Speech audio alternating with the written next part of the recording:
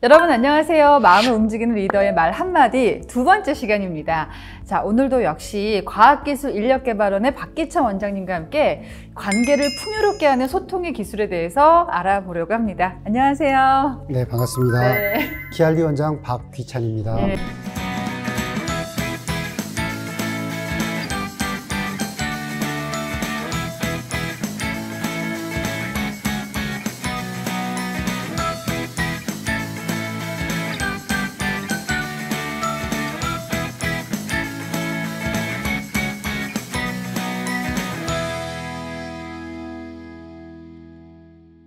자, 원장님께서는 지난 회에 효과적인 커뮤니케이션 방법에 대해서 말씀을 잘 해주셨는데, 자, 다시 돌아보면요. 듣기, 말하기, 질문하기, 설득하기 맞나요? 네, 잘 기억하고 계시네요. 참 좋은 학생이십니다. 네, 사실은 대본에 다 써 있습니다. 자, 그렇다면 효과적인 커뮤니케이션 방법 중에 듣기와 말하기에 이어서 세 번째 질문하기에 대해서 좀 알아보겠습니다. 네, 질문을 정확히 제기하는 능력은 리더가 갖춰야 할 가장 중요한 역량 중에 하나입니다. 예. 위대한 리더는 겸손한 태도로 자신이 모른다는 사실을 감추지 않습니다. 또한 한두 마디의 질문으로는 충분한 데이터를 얻지 못한다는 사실도 잘 알고 있어요. 그들의 성공 비결은 누구를 만나든 모든 사람에게 질문부터 하는 습관을 드립니다. 여기서 잠깐! 유능한 리더와 평범한 리더 간에는 결정적 차이가 있습니다. 유능한 리더는 바른 질문에 집중하는 반면 평범한 리더는 그 질문의 답에 매달린다는 것입니다. 존 코터 교수가 말하는 것처럼 리더가 하는 좋은 질문은 직원의 역량을 강화하고 스스로 해답을 모색하게 만듭니다. 네. 또 스스로 해답을 찾은 직원은 그 결과에 자신이 책임을 집니다. 그런 말을 제가 들어봤어요. 질문이라는 것은 돈을 들이지 않고 직원에게 동기부여를 할 수 있는 최선의 도구다. 이런 말이 딱 맞아 떨어지는데요. 맞습니다. 네. 질문을 한다는 행위는 상대방을 인정한다는 의미이기 때문에 리더의 좋은 질문은 직원을 의존적으로 만들지 않고 자주적으로 만들어서 스스로 창의적인 해결책을 찾아내도록 유도해 줍니다. 아, 그렇군요. 자, 그렇다면 원장님, 좋은 질문이라는 건 어떤 질문일까요? 좋은 질문이란 상황을 명료하게 정리해 주거나 분석적이고 네. 비판적인 사고를 할 수 있도록 유도하는 질문입니다. 말하자면 새로운 방식으로 생각할 수 있도록 유도해 주거나 네. 직원 스스로 해결 방안에 대한 주인의식을 갖도록 하는 질문인 거죠. 자, 그러면은 이제 반대로 나쁜 질문이라는 것도 있겠네요.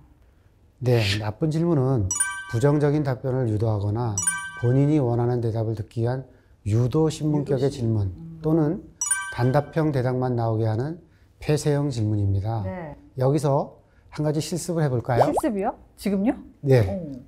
이거는 제 생각에는 부정적인 답변을 유도하시는 좀 나쁜 질문 같은데요. 긴장하지 마시고요. 네. 지금 아나운서께서 채용 면접을 보고 있다고 가정해 볼게요.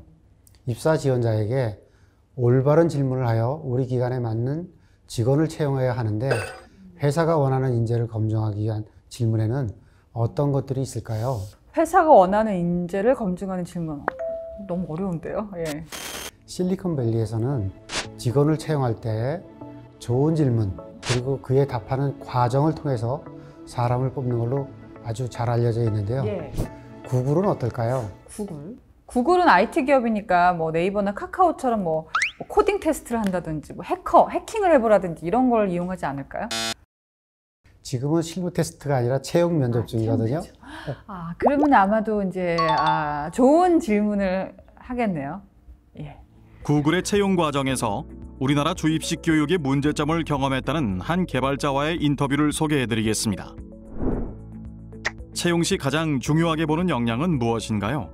면접 인터뷰에서는 문제의 답을 원하는 게 아니라 과정을 많이 봐요. 예를 들면요. 예를 들면 비행기 안에 탁구공이 얼마나 들어갈까요? 같은 질문이죠. 좀 황당한 질문이긴 하지만 답은 수백 가지가 되겠군요. 왜 그런 질문을 하는 건가요? 우리는 문제를 보면 바로 답부터 외우는 데 익숙하잖아요. 그런데 실리콘밸리는 달라요.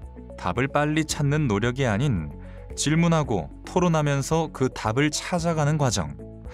천천히 풀더라도 문제를 보고 질문하고 생각하는 것을 중요하게 생각합니다. 답을 찾아가는 과정, 이게 왜 중요한가요? 직급이 올라갈수록 자신이 문제를 창조하고 다른 사람과 함께 토론해서 일을 키워나가는 능력이 매우 중요시되기 때문이에요. 그러니까 구글은 주어진 일을 해서 결과를 내는 사람보다는 끊임없이 질문을 던지고 스스로 문제를 찾아서 제시하는 인재를 중시하는군요. 근데 가만 생각해 보니까 지금 저는 구글이 찾는 그 인재상 아닐까 싶은데요. 예. 자, 원장님, 이제 커뮤니케이션의 마지막 영역인 설득에 대해서 얘기를 해보겠습니다. 사실 모든 사람들이 가장 어려워하는 게 설득이거든요. 네, 이런 말이 있습니다. 똑똑한 리더는 스토리로 설득하고 멍청한 리더는 명령만 내린다. 맞는 것 같네요.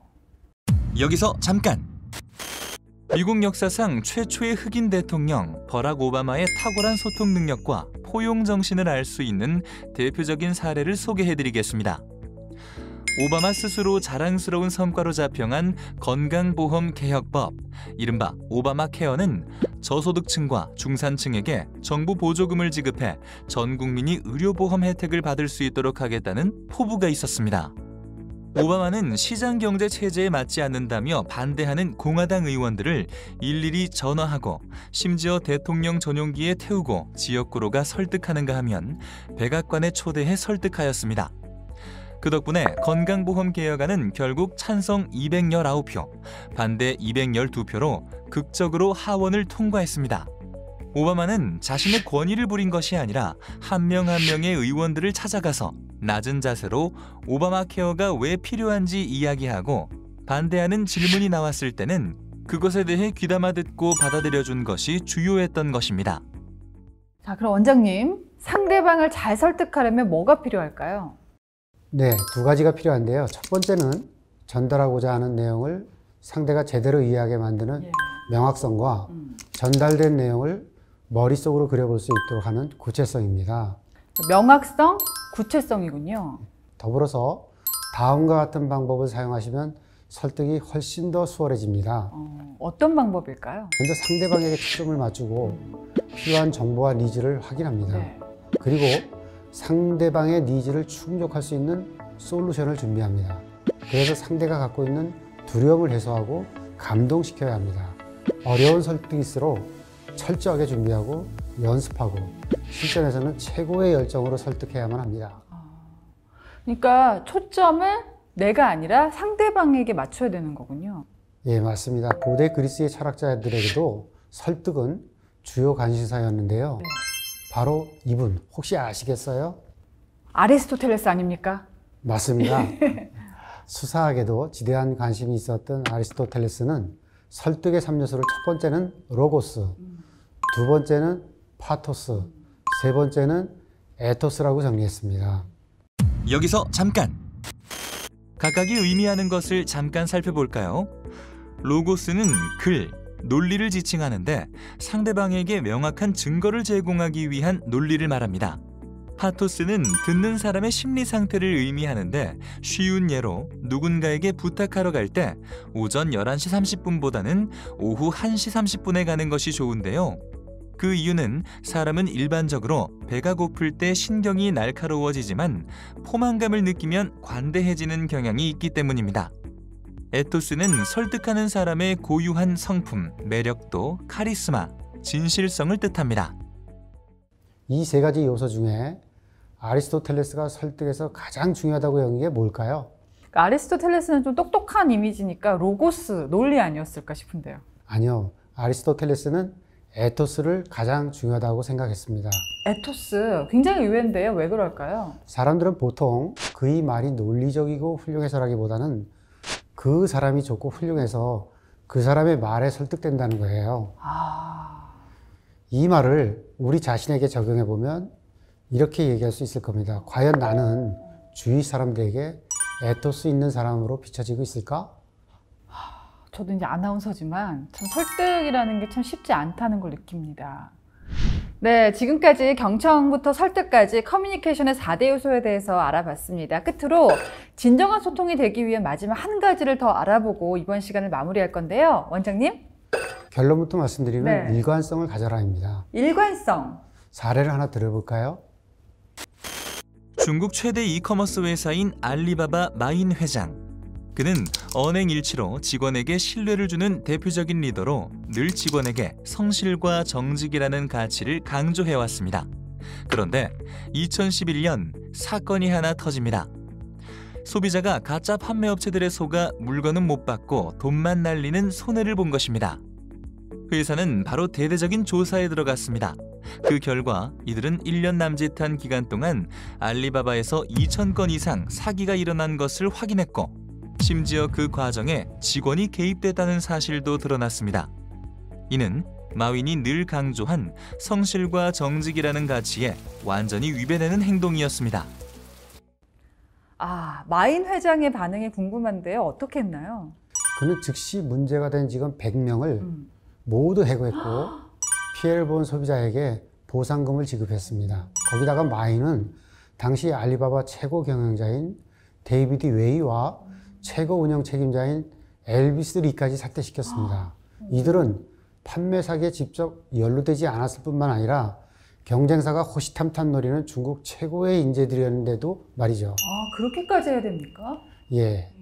예상하지 못한 마인의 단호한 처사에 업계와 언론은 모두 놀라움을 감추지 못했습니다. 하지만 마인은 인재를 잃는 손해를 감수하더라도 조직 업무 가치를 훼손하는 것에 강력한 처벌을 내렸습니다. 그 후 마윈은 전 직원에게 이메일을 보냈습니다. 그 안에는 이런 내용이 담겨 있었습니다. 한번 들어보실까요? 성실과 정직은 알리바바가 가장 중요하게 여기는 가치입니다. 여기에는 직원의 성실함과 정직하고 안전한 온라인 거래 플랫폼 구축 등이 포함됩니다. 직원뿐만 아니라 CEO라고 해도 이 가치에 반하는 행동을 한다면 용인하지 않을 것입니다.